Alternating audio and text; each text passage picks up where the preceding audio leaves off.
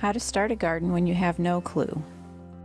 Starting a garden sounds like a noble endeavor, but if you don't know how to start a garden, you might get frustrated. If you have no idea how to get started, have no fear. Just follow these tips and I will help you succeed in growing lots of yummy food. We love the whole gardening process at our house, so I thought I would share some tips with the wannabe gardeners out there to keep them from getting discouraged. It is possible to grow plants and yield a great crop. Here are my top tips on how to start a garden. Number 1, decide where you will plant your seeds or plants. Do you have a plot of land ready? Will you need to dig up an area? Do you want to start some seeds or plants in pots? Do you want an indoor garden, an outdoor vegetable garden, an herb garden, or a combination of these? Number 2, get good soil. No matter which area you choose for your garden, whether it's already established, never tilled, or in pots, some organic fertilizer is always a good idea. Make sure you have good drainage or an area that isn't sitting in water. If you're starting plants in pots, make sure there's a drainage hole in the bottom of the pot. You might need a diamond cut drill bit to drill the hole, but this will be worth it. If you're planting seeds or plants into the ground, make sure your plot of ground is not in a low spot. If it does happen to be in a low spot, just dig a small trench next to your plot of ground, directing the water away from your planting area. Number 3, get good seeds and/or plants. Although it's tempting to buy cheap seeds on sale that were left over from last year, don't do it. You want to be successful from the beginning, and old seeds are not good for success. In this case, get some nice fresh seeds slated for this year. They should have the year on the back of the package somewhere. I prefer to get organic or heirloom or non-GMO seeds, but choose what works best for you. Number 4, when buying plants, make sure you choose plants that look healthy. Ask a nice employee to help you pick out good plants if you're not sure. Get your seeds or plants planted into the ground as soon as the danger of frost is gone. Check the frost-free date in your area and plant around that date or a little bit after. That way, if you happen to have seeds that don't come up, you have time to replant. If you wait until late in the season to plant, it's harder to replant if needed. In Ohio, we usually plant around Mother's Day or Memorial Day each year, but we've planted in mid-June before too. Check over everything around the beginning of June, and anything that didn't come up can be planted again. That way you'll still have time for the plants or seeds to grow and ripen before it gets too cold at the end of the season. Be sure to water the seeds or plants the day that you plant them. This sounds elementary, but it really is necessary. When you get your seeds or plants into the soil, give them a good watering. Check them every few days and feel the soil. Be sure to water them if the soil feels dry. The best time to water is in the morning or early evening each day that your soil needs water. Be sure to not water too late in the evening. You want to let the water have time to soak in and benefit the roots of the plants. Be prepared to maintain. If you think you can just throw seeds in the ground and never touch them again, you're sorely mistaken. Gardens don't have to take a lot of work, but they do need to be watched. Just check your garden or container each day. If the soil happens to feel dry, then water it. If it has some weeds popping up, pull them. Then you can enjoy the harvest in the end. This is the fun part when you get the harvest. Most seed packets will tell you how many days it might take before you are able to harvest. Be patient. It will be worth the wait and the weeding. Keep watching your garden each day and pull those weeds so you can grow healthy plants. Gardening is some work, and yet it is so rewarding when things go right. If you start with good seeds or plants and good soil and check your garden every couple of days, you will reap a harvest from your healthy plants. If you get stuck or see that your plants are looking sad, there are lots of great YouTube videos out there to help troubleshoot your problem. Search the site for what you need, and chances are there's a video explaining your exact situation.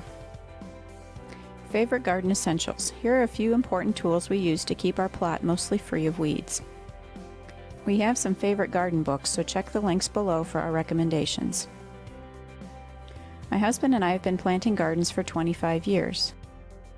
It is something we enjoy doing together, and we have involved our children in the process as they have grown. We've used the books mentioned below the most over the years to keep our work to a minimum and our yield at a maximum level. Why work harder than you have to?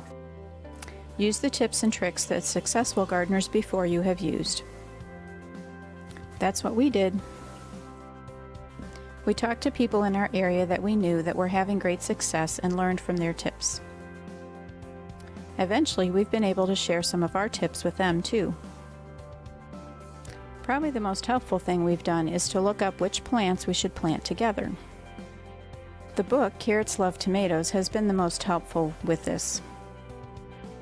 We want the best garden yield, so why not plant plants together that like each other? We didn't know there was such a thing as companion planting until we heard about this book, so now we recommend this book to anyone who asks us any questions. Weeds will try to make you look like a bad gardener, but you have to prevail and figure out how to get them under control. As you can see from this post, if you check in every couple of days, you can achieve this without too much extra work. The book Gardening Without Work is a great resource for learning about weed control. We found that mulching around our plants with grass clippings has worked the best for us. We like to keep the weeds from coming up in the first place rather than having to pull or till them when they do come up. It's important to lay down newspaper or cardboard first when using grass clippings in your garden. Make sure you lay the grass clippings down thick too. We want to choke out those weeds and keep the moisture in the soil too. That way, when we've had years with very little rain, our plants have survived much better than the other gardeners around us. Here's some common garden questions that we get asked a lot. How do I start an herb garden? Basically, you'll just use the same principles we've already talked about in this video. Get some good soil in a good container with drainage, or plant in the ground, and get seeds or plants from your local garden center, plant them, water them, and check them every few days. You can either cover the ground around them with some grass clippings or compost, or pull the weeds when you see them. Be sure, though, not to put landscape mulch around your herbs or vegetable garden plants because the chemicals used to treat the mulch will leach into your soil and into your plants. You don't want any extra chemicals getting in your food and being absorbed by you or any of your family members. Another question we get asked is, should I have a container garden or use garden planters? This is a good option if you don't have much of a backyard at your house. This is also a good option if you're just getting started and don't know if you want to dig up any dirt in your yard yet.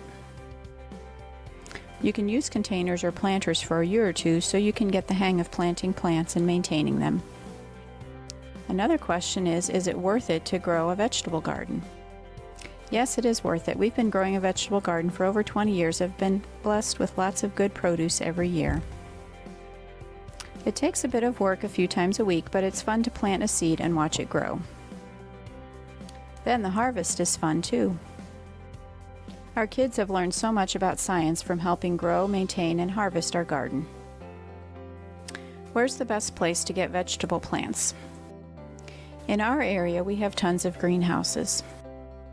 The big box stores like Home Depot, Lowe's, and Walmart usually have lots of plants, but you'll probably get a better yield if you buy from a local garden center or greenhouse. I've heard that big box stores sometimes spray their plants to keep them controlled so they don't take up too much space. Then it takes these plants a while to recover and start growing well again. How do you plant and maintain raised garden beds? Some people like raised garden beds and others prefer planting plants in the ground instead. I suggest choosing one option and seeing how you like it for a year. There are good books about raised garden beds that help you know what and how to plant in them. Generally, raised beds need more water, so you will need to watch them closely. Gardening for beginners. What plants are easiest to grow? For us, tomatoes, peppers, zucchini, and broccoli have been the most consistent crops. I think it also depends on where you live and what type of soil you have. I've found cucumbers to be harder to grow since they are a bit sensitive to transplanting and heat. Use the companion planting books I mentioned below for the best crop.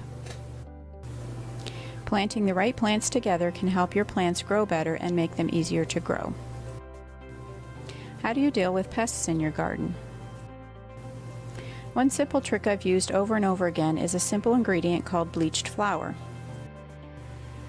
This is the same bleached flour that you can get in the grocery store when you want to bake a cake.